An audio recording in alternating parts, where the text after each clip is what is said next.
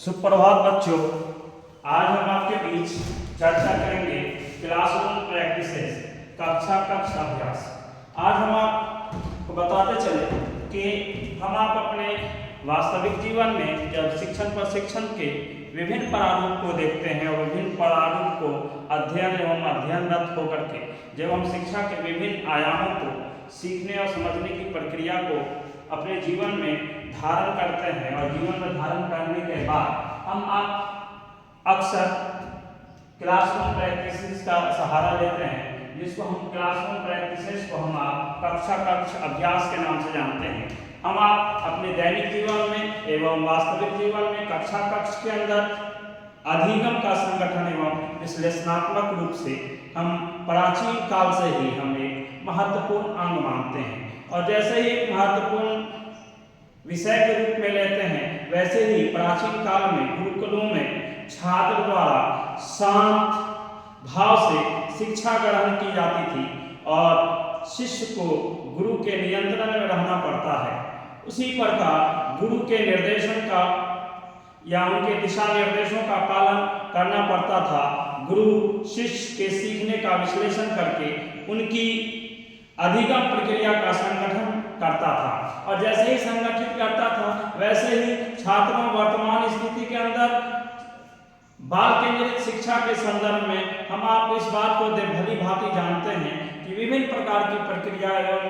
विभिन्न प्रकार के प्रारूप जो हैं वो परिवर्तित होते रहते हैं। इसमें बाल जो है केंद्रीकरण की गतिविधियों को अपनाते हुए कक्ष के अधिगम एवं उसके विश्लेषणात्मक अध्ययन को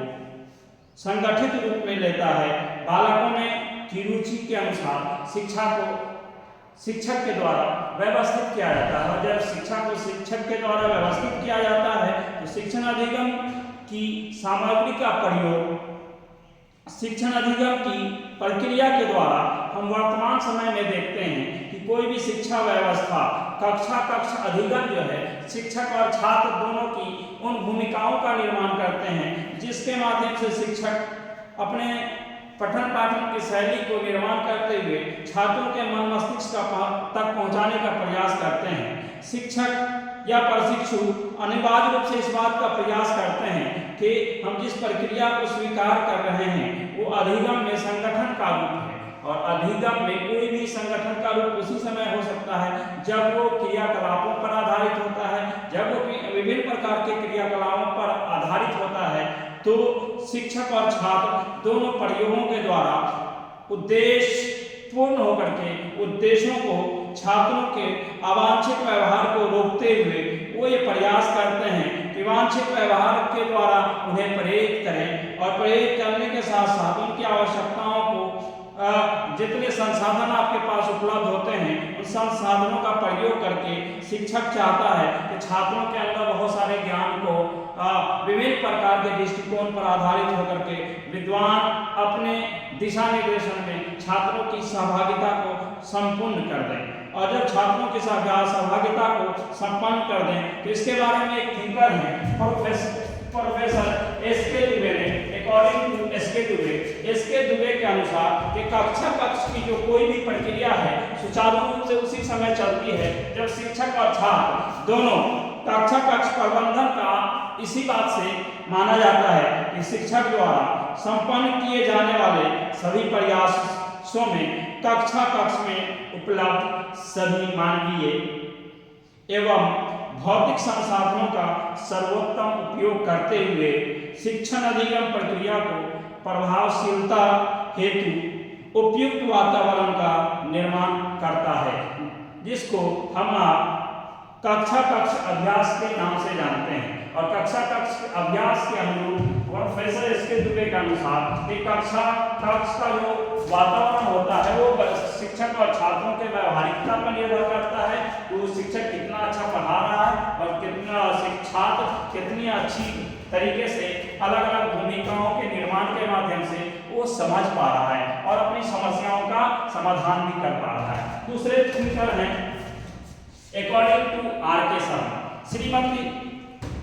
आर.के. शर्मा के